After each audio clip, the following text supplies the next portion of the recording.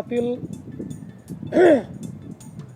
जिल्हा परिषदा आणि पंचायत समितीचे निकाल हाती येत आहेत। आता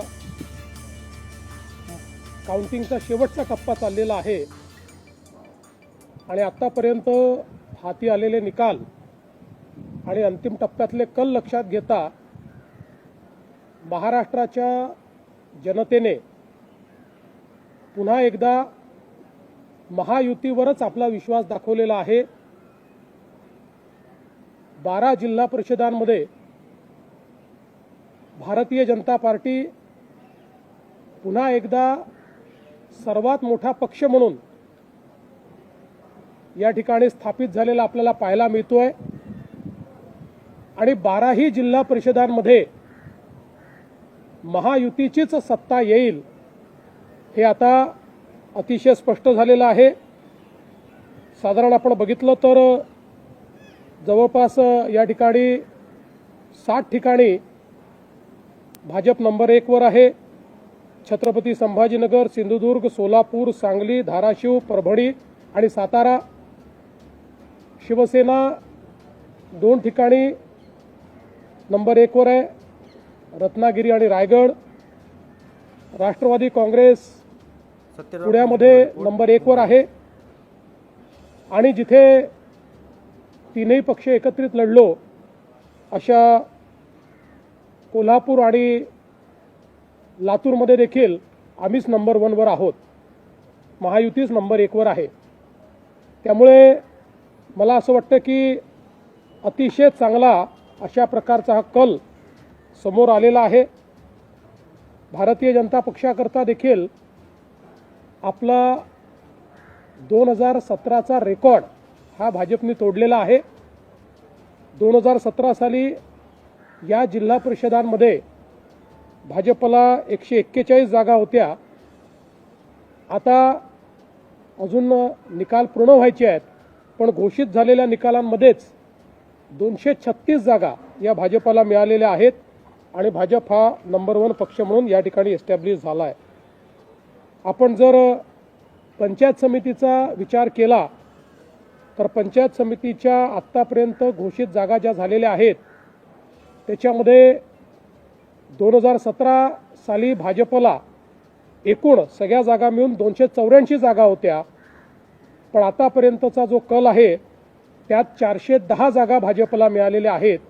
त्यामुळे एक मला असं वाटतं मोठी उडी ही भारतीय जनता पक्षाने मारलेली आहे आणि तशीच आमच्या मित्रांनाही चांगल्या जागा या ठिकाणी मिळालेल्या आहेत।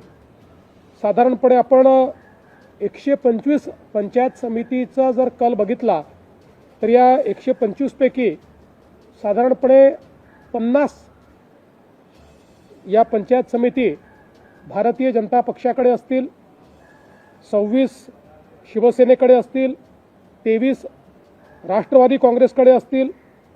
बाकी मग आपण विचार केला तर एक 7 ते 8 काँग्रेसकडे, 7 ते 8 शरद पवार यांच्या पार्टीकडे आणि उबाठाकडे 5 अशा पद्धतीची आत्ताची परिस्थिती आहे।